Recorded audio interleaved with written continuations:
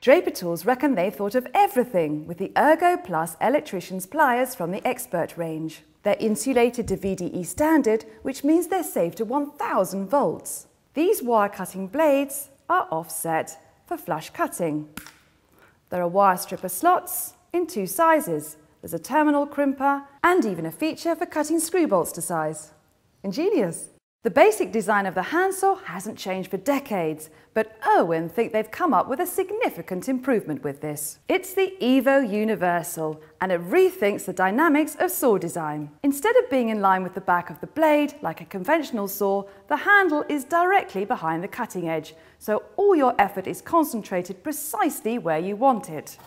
And when the market price for a 22-inch saw is $4.95 or less, this gives the retailer the opportunity to get the price point back up again. Sheet materials like MDF, plasterboard and plywood are a real pain to lift and carry, especially on your own. But this makes it easy. It's called the Gorilla Gripper, and it's part of the Roughneck range from Olympia Tools. It uses the board's own weight to clamp the carrying handle firmly in place. Just position it,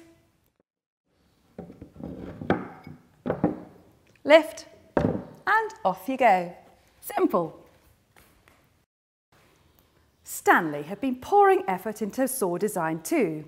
The FatMax hacksaw can be used as a conventional hacksaw, or with the blade at a 90-degree angle, or at 45 degrees, or with the blade at an angle to reach into tight corners, or as a pad saw, or as a jab saw for making cutouts in plasterboard.